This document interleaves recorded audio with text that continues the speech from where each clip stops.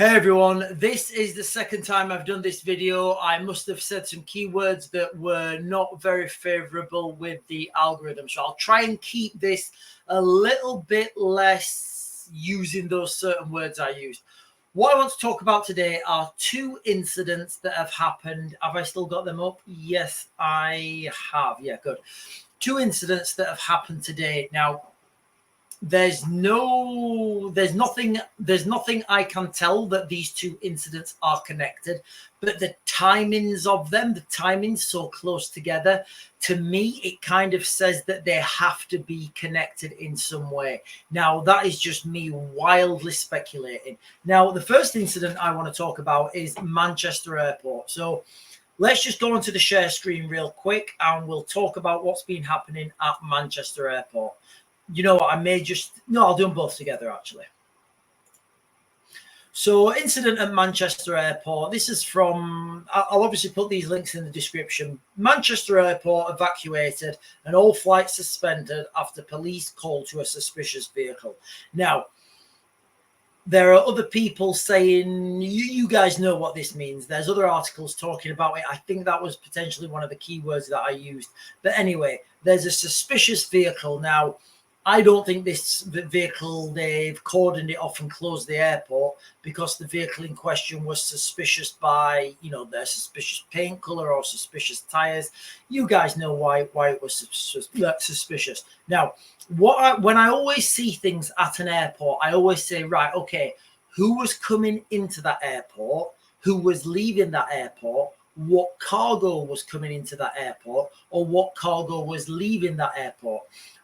The answer to that, I just won't know. But people in government will know that. People in special branch will know that. MI5, your international agencies, they're all going to know what's happening there. But, the news is the whole airport has been closed. All flights have been suspended and the situation is ongoing with this suspicious vehicle. Now, what I also want to share with you, what I'll do is, guys, I'll just share this screen and I will generalize about what we know about the company involved.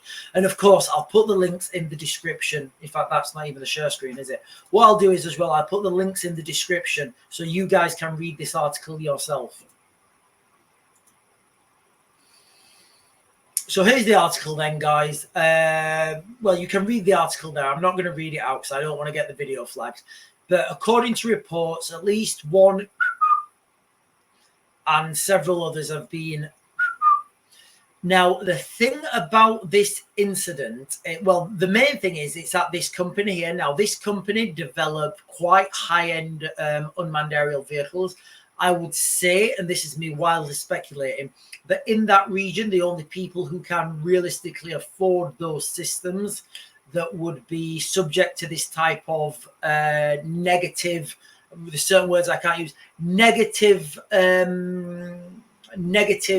stuff happening to your company would be Israel, because Israel, they're a big user of these systems. Now, the aerospace company that they're talking about here, it is a really big one and it's a really high-end one.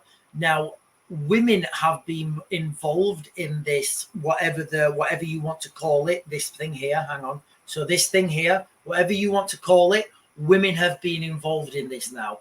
And as I understand, this hasn't happened before. So I think this is a new dimension. It's a new aspect. It's a new, what's the word?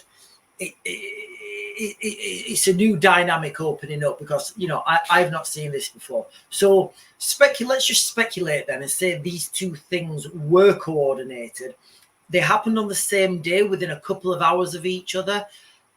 Honestly, I don't see how these things can't, because if you're in this planning room or wherever it may be, and you're going to do one of these events and you're going to do an event like this, and you want to do two events, it sends a bigger message if you do these, at the same time. It sends a bigger message if you can, focus your efforts into one spot rather than one of these incidents, then a couple of weeks later, another incident.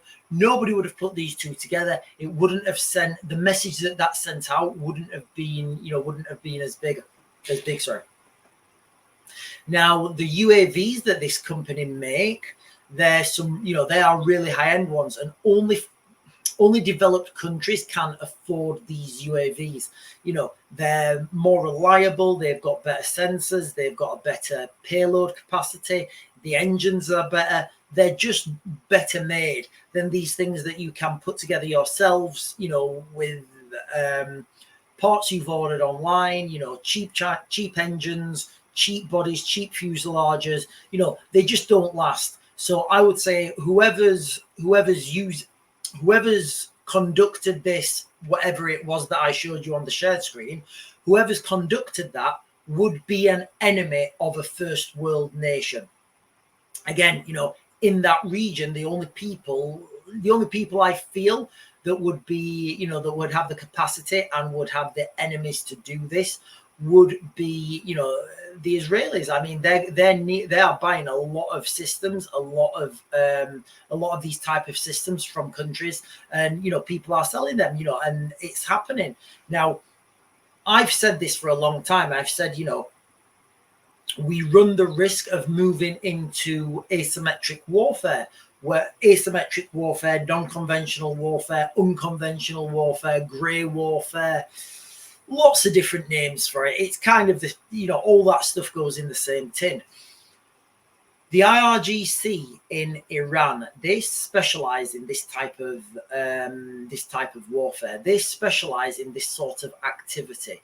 You know, it's not something that is hidden. They're quite open about it. Half of the Iranian budget goes into non-conventional warfare. So when you get these, you know, and I've said this so many times, when you get these like these NATO colonels or ex-NATO generals, especially the British ones with the Oxbridge accent, you know, I just like pull my hair out when I see them on the TV, you know, they say things like, we would destroy that nation within 3 days, or it would take 2 days of air superiority and then a 3-day ground invasion. You know, that it's just words. There's no meaning to those words, because the next conflicts, you know, they're not going to be, nobody's going to, if you think you're going to lose a battle, why would you have that battle? You're not. So this is where asymmetric warfare comes in. So it's all well and good, you know, this general, this colonel coming out claiming he's going to do a whitewash and he's going to walk over X, Y, and Z within 3 days. How is that going to happen if you're back home where you think safe? If these things are being, you know, have potential attacks, potential sabotage, as you've seen in Turkey, what's happened, you know, in the United Kingdom, it's come out that there have been acts of sabotage. So how's that going to work when your supply chain at source is being sabotaged? Now, I'm using the word sabotage, but you guys know that means a broader spectrum. Anyway, guys, just thought I'd update you on things that are happening around the world. I think my opinion, guys, is that these two incidents are connected somehow.